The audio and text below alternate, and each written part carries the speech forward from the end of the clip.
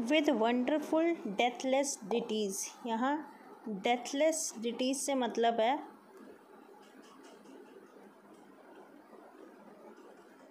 Deathless ditties.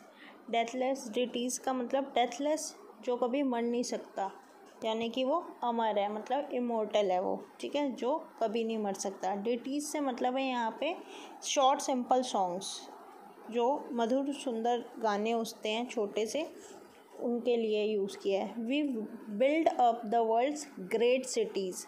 और ये जो हैं, वी मतलब ये आर्टिस्ट जो हैं, हम जो आर्टिस्ट हैं, पोएट ऐसे कह रहा है, हमने बहुत बड़ी बड़ी सिटीज़ भी बना दी हैं।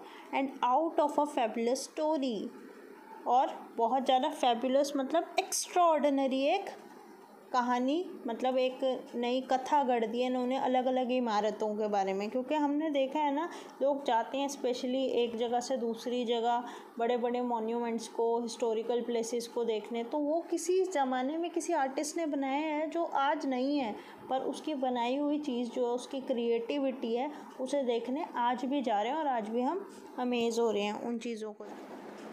We fashion and empires glory, क्योंकि जो आर्टिस्ट ने ये बिल्डिंग्स बनाई हैं, ये अलग अलग मॉन्यूमेंट बनाए हैं, या कोई स्कल्पचर बनाया है, वो क्या है, उन सब चीज़ों को देख के क्या हो रहा है, एक पूरे साम्राज्य की प्रसिद्धि हो रही है, वो एक प्रसिद्ध जगह बन गई है। One man with a dream eight pleasure shall go fourth and conquer a crown.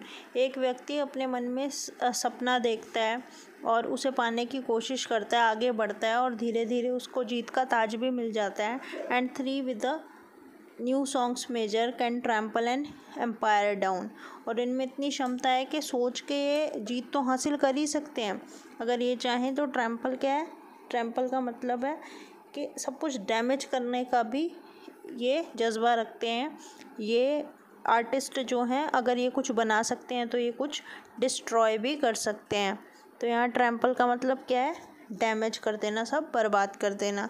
ये कुछ चीज़ें क्रिएट भी कर देते हैं, और अगर यही चाहें तो चीज़ें बर्बाद भी कर सकते हैं।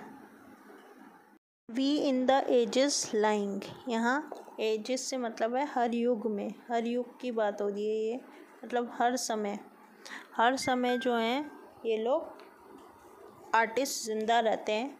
In the buried past of the earth, हम जो पुराने जो बरेड ज़मीन में जो साम्राज्य दफन है, उसके बारे में भी बात अगर करें तो उस समय से अब तक ये ज़िंदा ही हैं। जिसके एग्जांपल हैं built निनीवे with earth sign.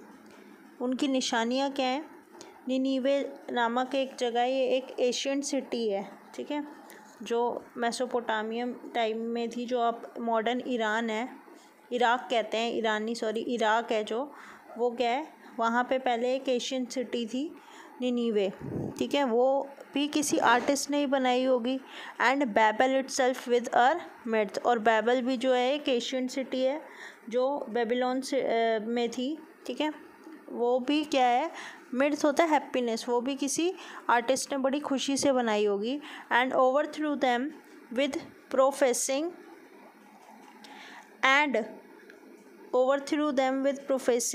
To the old of the new worlds worth. और जो समय के साथ प्रोफेसिंग क्या होता है कि जो ये धारणा है कि फ्यूचर में अब कुछ अच्छा होगा, जब ये दोनों ही अब नहीं है, ये सब ध्वस्त हो चुकी हैं, तो इसी के ही बेस पर एक नए साम्राज्य, एक नए जीवन की शुरुआत हुई है। जब कुछ ओल्ड ख़त्म होता है तब कुछ नया बनता है।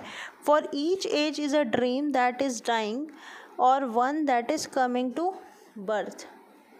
और हर एक युग में क्या होता है कि जब कुछ ख़त्म होता है, जब कुछ डाइंग मतलब ख़त्म हो जाता है, बर्बाद हो जाता है, तो किसी नई चीज़ की शुरुआत होती है। तब क्या होता है, फिर कुछ नया क्रिएट होता है। तो ये क्रिएशन और ये डिस्ट्रॉशन दोनों ही, किसी चीज़ को डिस्ट्रॉय करना या किसी चीज़ को क्रिएट करना, ये सब वी मतलब आर्टिस्ट ही करते हैं। तो आर्टिस्ट का जो है हमारे समाज में, हमारी सोसाइटी में, हमारी एजेस में, हमारे युग में, पूरे ऑल ओवर वर्ल्ड में बहुत ही इम्पोर्टेंट रोल है।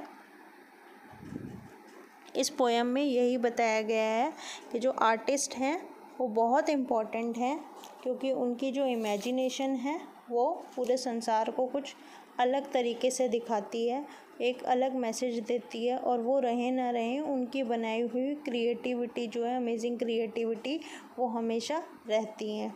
उन्हीं के आइडियाज़ से, उन्हीं की क्रिएटिविटी से हमें इंस्पिरेशन मिलती है और हर व्यक्ति कुछ ना कुछ अपनी फील्ड में करता है।